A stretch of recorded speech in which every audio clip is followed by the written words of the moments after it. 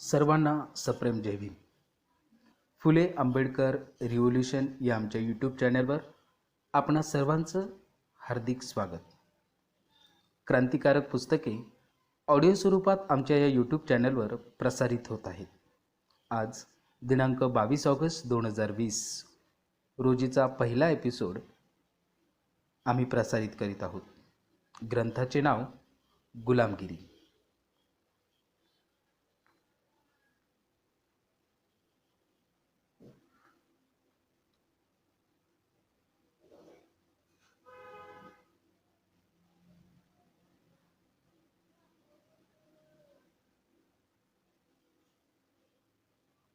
गुलामगिरी हे लहानसे पुस्तक ज्योतिराव गोविंदराव फुले यांनी लोकहितार्थ केले. पुणे येथे पुना सिटी प्रेस या छापखान्यात ते छापले गेले. किंमत 12 आणे. गरीब शूद्राती अतिशूद्रास मात्र 6 आणे.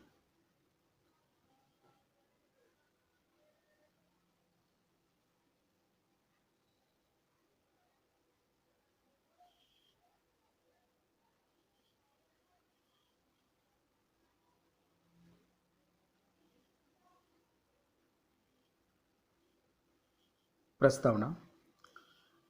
या ग्रंथाचा मुख्य उद्देश असा आहे की आज शेकडो वर्षे शूद्रादी अतिशूद्र ब्राह्मण लोकांचे राज्य झाल्यापासून सतत दुःखी शोषित आहेत व नाना प्रकारच्या यातनेत आणि संकटात दिवस काढत आहेत.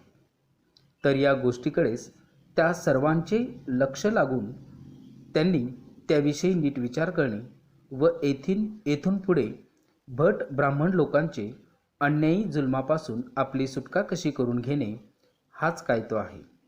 या देशात भट लोकांचे राज्य होऊन सुमारे 3000 वर्षांपासून अधिक काळ लोटून गेला असावा असे अनुमान होते. ते लोक परकीय देशातून येऊन या देशातील मूळचे राहणारे लोकास जिंकून त्या सर्वांस त्यांनी आपले दास केले व त्यास अनेक तऱ्हेची क्रूर शासने दिली. पुढे काही काळानंतर त्या लोकास या गोष्टीचे विस्मरण झालेले पाहून भट लोकांनी परकीय देशातून येऊन या देशातील मूळचे लोकास जिंकून त्यास दास केल्याचे मुळीच छपवून ठेवले. त्या लोकांनी आपली वजनदारी या लोकांचे मनावर बसवावी याकरता जेणेकरून आपले मात्र हित होईल असे नाना प्रकारचे उपाय योजले व ते सर्व सिद्धीस जात गेले.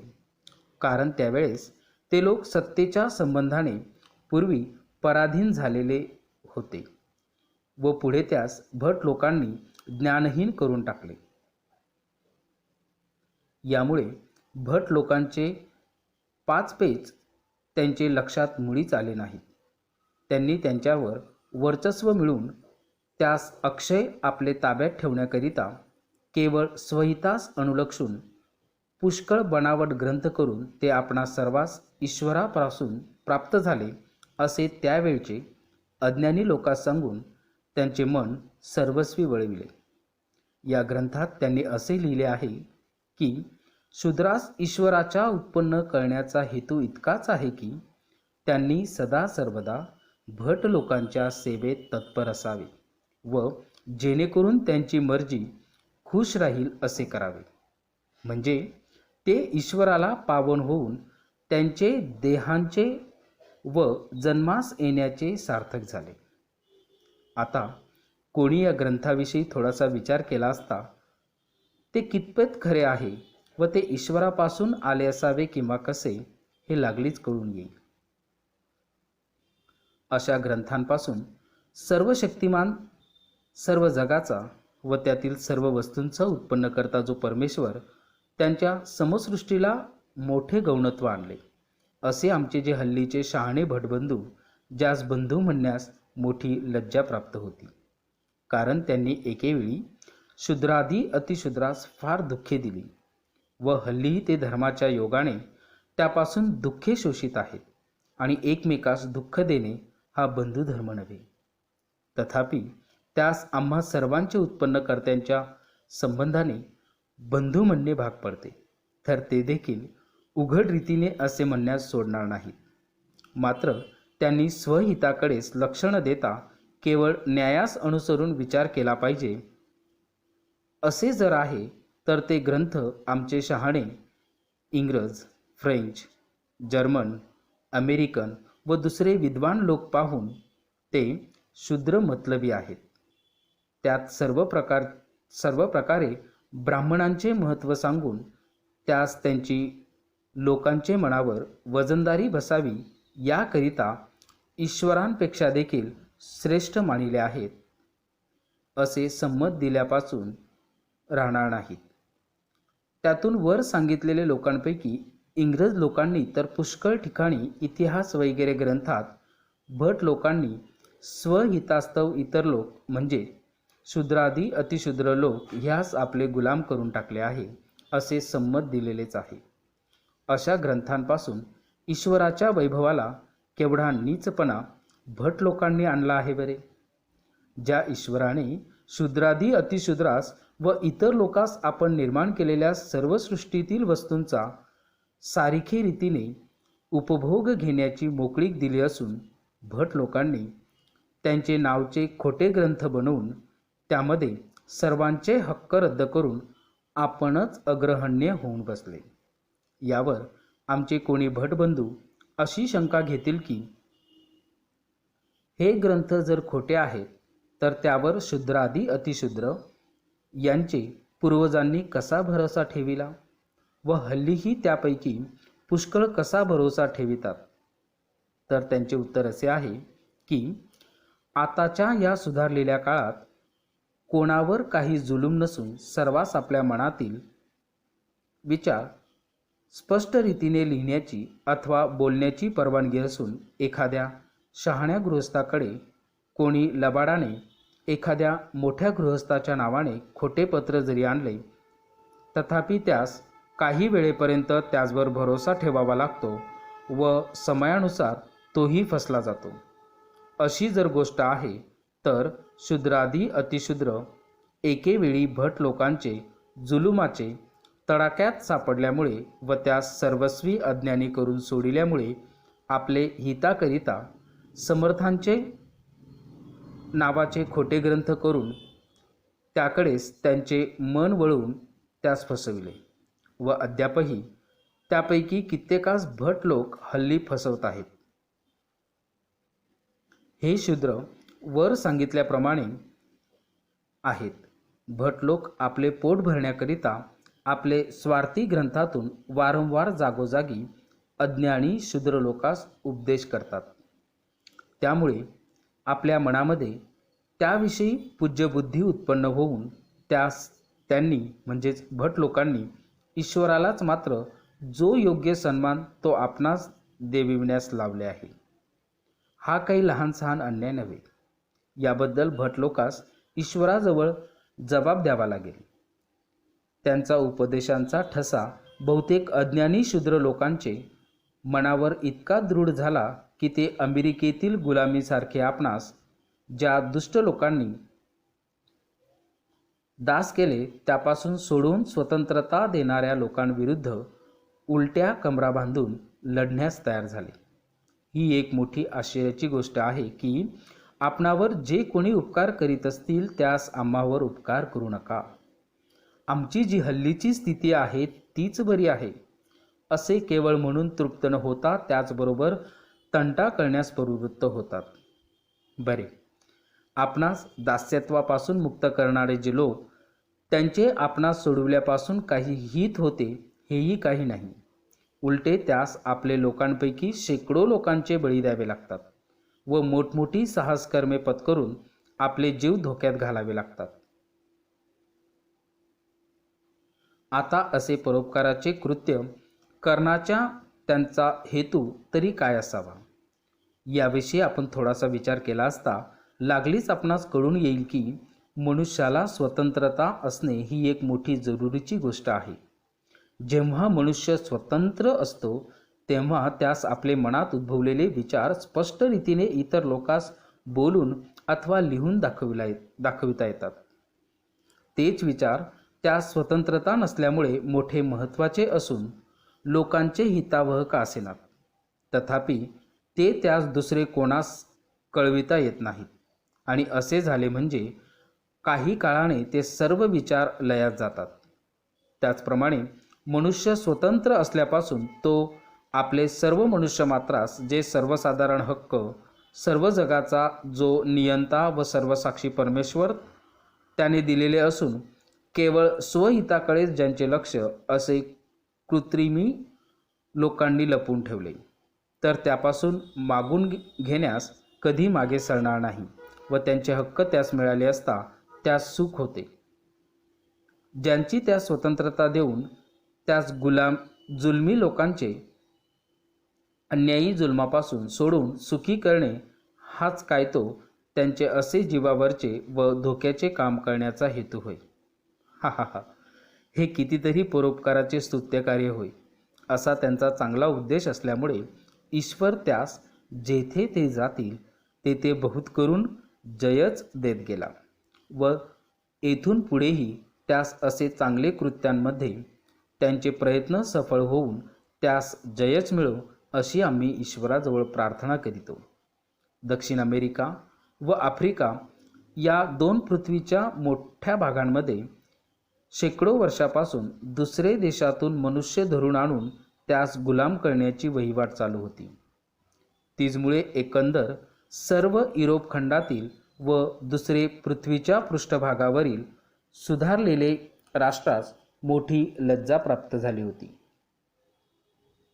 ती दूर करण्याकरिता इंग्लिश, अमेरिकन वगैरे उदार लोकांनी मोठमोठ्याल्या लढाया करून आपले नुकसानीची तर काय, पण आपले जीवाची देखील पर्वा न करता ती फार दिवसांपासून चालत आलेली दुष्ट चाल तळाबुडानिशी नाहीशी करून पुष्कळ गुलामास त्यांचे परम आवडते. आईबापांपासून, बहीण भावंडांपासून, मुलाबाळांपासून व स्नेही मंडळींपासून दुष्ट लोकांनी एकाएकी तोडातोडी करून उभय पक्षास परम दुःख झाल्यामुळे ते दिवसानुदिवस झुरणीस लागून मरण्याच्या बेतात आहेत. तोच त्यास एकमेकास भेटविले. अमेरिकन वगैरे सदाचारी लोकांनी कितीतरी चांगले काम केले बरे. आज त्यास त्या गरीब अनाथ गुलामांची दुर्दशा पाहून दया आली नसती तर ते गरीब बिचारे आपल्या प्रियकर मंडळीस भेटण्याची इच्छा तशीच मनामध्ये ठेवून मरण पावले असते. बरे, त्यास धरून आणणारे दुष्ट लोक त्यास चांगले रीतीने तरी ठेवत असतील काय? नाही नाही, त्यास ते लोक जे जे जाच करीत ते ऐकिले असता पाषाण हृदयाच्या मनुष्याचा देखील कंठ दाटून येऊन त्यास रडे आल्या वाचून राहणार नाही. ते त्यास पशुवत समजून त्याचबरोबर नेहमी लाथ्याबुक्क्यांशी काम ठेवीत. कधीकधी ते त्यास भर उन्हामध्ये नांगराला जुंपून त्याचपासून आपली शेते नांगरून घेत असत व त्यांनी कमी जास्त केले असता त्यांचे अंगावर बैलाप्रमाणे कोरड्याचे वळचे वळ उठवीत. बरे, इतकेही असून ते त्यांचे पोटापाण्याची तरी नीट व्यवस्था राखीत काय? मुळीच बोलायला नको. एक वेळ मिळाले, एक वेळ नाही, व जे अन्न मिळे ते अगदी कनिष्ठ प्रतीचे असून फारच थोडे असे. त्यामुळे त्यास नेहमी अपुरतेच पोटाने उठणे भाग पडे. त्यांच्याकडून दिवसाच छाती फुटून रक्त उकत तोपर्यंत काम घेऊन त्यास अपरात्री गुरांचा गोठा वगैरे घाणेरडे जाग्यांमध्ये निजावयास सोडीत. तेथे थुंकून आल्यानंतर ते गरीब बिचारे त्या खरबरीत जमिनीवर मृतपाय होऊन पडत. परंतु डोळ्यास स्फूर्ती निद्रा होऊन म्हणून ठाऊक नाही. बिचाऱ्यास निद्रा येणार तरी ती कुठची? एकतर पहिली त्यास धनी साहेब केव्हा पुकारतील याची जबरदस्ती. दुसरे, पोटामध्ये पुरते अन्न नसल्यामुळे जीव हल्लक होऊन परमक्लेश होतात. तिसरे, अंगावर चाबुकांचे फलके बसल्यामुळे सर्व शरीर रक्ताळून जाऊन त्यास वेदनेने तळमळ करीत. या कुशीचे त्या कुशीवर होत असत. चौथे, घरचे मनुष्यास आपल्यामुळे किती दुःख होत असेल याचा विचार मनात येऊन अंतःकरणात दुःखाचा डोंब पाझरल्यामुळे टप टप नेत्रांवाटे अश्रूंच्या धारा चालत आणि ईश्वरास प्रार्थना करीत की भगवंत, आता आमची काहीतरी करुणा तुला येऊ दे, आम्हाला या दुःखापासून मुक्त कर. आमच्याने हे दुःख सहन होत नाही. आता आमचे प्राण जातील तर बरे होईल. अशा संकटात व अशा विचारात सर्व रात्र उजळून जात असे. त्यास जी जी दुःखे झाली ती सर्व पूर्णपणे वर्णन करू लागल्यास भाषेतील शोकर संबंधी शब्द पुरतील, त्याचा संशय आहे. तात्पर्य, अमेरिकन लोकांनी आज शेकडो वर्षांपासून चालत आलेली ती दुष्ट चाल बंद करून गरीब अनाथ लोकांस त्या अतिक्रूर लोकांच्या जुलुमापासून मुक्त करून त्यास सर्वस्वी सुखी केले. या गोष्टीचा शूद्रादी अतिशूद्रास इतर लोकांपासून अधिक संतोष वाटत असेल, कारण गुलामाच्या स्थितीत असता मनुष्य मात्रास किती दुःखे सोसावी लागतात याचा प्रत्यक्ष अनुभव त्या वाचून अथवा वर सांगितलेले गुलामान वाचून इतर लोकांस थोडाच असेल. आता त्यांच्यामध्ये व वरच्या गुलामांमध्ये इतकेच अंतर आहे की पहिल्यास भट लोकांनी जिंकून गुलाम केले व दुसऱ्या दुष्ट लोकांनी एकाएकी जुलमाने धरून गुलाम केले. बाकी सर्व अंशी ते त्यांच्याशी मिळतात. त्यांच्या स्थितीमध्ये व गुलामांच्या स्थितीमध्ये तिळप्राय भेद नाही. त्यांनी जी जी संकटे सोसली ती सर्व शूद्रादी अतिशूद्रास भट लोकांपासून सोसावी लागली. किंबहुना त्यापेक्षा अधिक देखील म्हटले असता काही चिंता नाही. त्यास जी दुःखे प्राप्त झाली ती ऐकूनच मात्र पाषाण हृदयी मनुष्याचे अंतकरण तर काय, परंतु प्रत्यक्ष मूर्तिमंत कहराचा पाषाणही कलकल उकळून आतून दुःखाश्रूचे लोटचे लोट चालून त्यामुळे पृथ्वीवर इतके जळ होईल की ज्यांचे पूर्वजांनी शूद्रादी अतिशूद्रास गुलाम केले त्यांचे जे वंशज हल्लीचे भट बंधू त्यापैकी जे आपले पूर्वजांसारखे कठोर हृदयाचे नसून कोमल अंतकरणाचे आहेत, त्यास असे वाटते की हा एक जलप्रयच आहे. आमचे दयाळू इंग्रज सरकारास शूद्रादी अतिशूद्रास भट लोकांपासून काय काय जुलूम सहन करावे लागले व हल्लीही सहन करीत आहेत याविषयीची मुळीच माहिती नाही. ते जर याविषयी चौकशी करून आपणास माहिती करून घेतील तर त्यास असे कळेल की आम्ही जे जे हिंदुस्थानचे इतिहास लिहिले त्यातील हा एक मोठा अतिमहत्त्वाचा भाग गाळला. त्यास त्यांचे दुःखांची माहिती एकदा झाली म्हणजे फार वाईट वाटून आपल्या ग्रंथात जेथे निकृष्ट दशेस येऊन पोचलेले व दुष्ट लोकांनी गांजलेले, ज्यांचे दुःखास पारावर नाही, अशा लोकांचे स्थितीची उपमा देणे झाल्यास शूद्रादी अतिशूद्रांच्याच स्थितीची उपमा योग्य साजेल असे वाटते. त्यातून कवीस पुष्कळ अशी खेद वाटून काहीसी बरे वाटेल की आजपर्यंत कवितेत त्यास शोकरसाची पूर्णपणे तसबीर श्रोत्यांच्या मनामध्ये ठसवण्याकरिता महाप्रयत्नाने काल्पनिक उदाहरणे रचावी लागत, तर त्यांचे ते सर्व श्रम असे ढळढळीत साकार उदाहरण सापडल्यामुळे नाहीसे केले.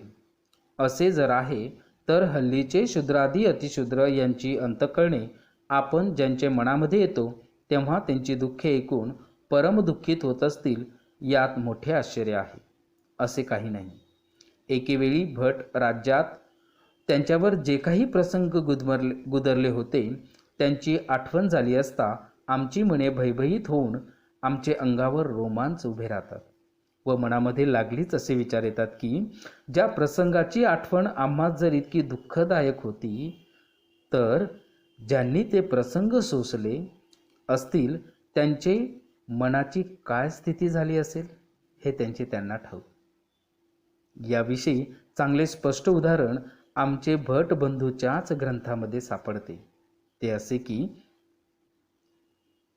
या देशातील मूळचे रहिवासी क्षत्रिय लोक याबरोबर भट लोकांचा मुख्याधिकारी परशुराम या नामे गृहस्थाने किती क्रूरता दाखवली हे या ग्रंथात जाणविले आहे.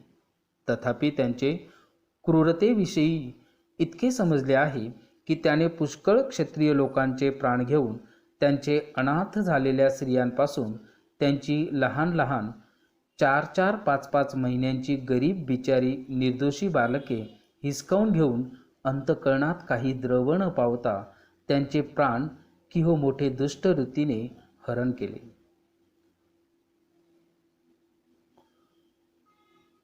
तो दुष्ट इतकेच करून राहिला असे नाही, तर त्याने कित्येक आपले पतींच्या मृत्यूमुळे दीन झालेल्या स्त्रिया आपले पोटात संभवलेल्या गर्भाच्या संरक्षणात रानोमाळ मोठ्या क्लेशाने पळत असता त्यांचा पारध्याप्रमाणे पाठलाग करून त्यास पकडून आणून त्यांचे प्रसूत काळी त्यांचा पुत्र झाला असे ऐकले, मात्र पुरे की लागलीच येऊन त्यांचे प्राण घ्यावे.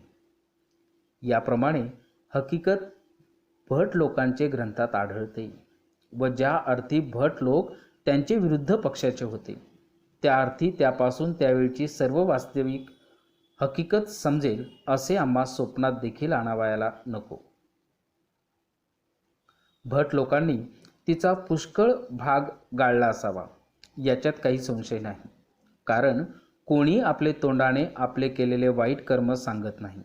आता वर सांगितलेली हकीकत त्यांनी आपले ग्रंथात लिहून ठेवली हे एक मोठे आश्चर्य आहे. आमचे विचारास असे येते की परशुरामाने 21 वेळा क्षत्रिय लोकांचा मोड करून त्यांची वाताहत केली व त्यांचे हतभागी स्त्रियांचे लहान लहान मुलास मारले. याच्यात मोठा पुरुषार्थ केला व तो इतर जणांस माहीत होण्याकरिता भट लोकांनी आपले ग्रंथात लिहून ठेवला.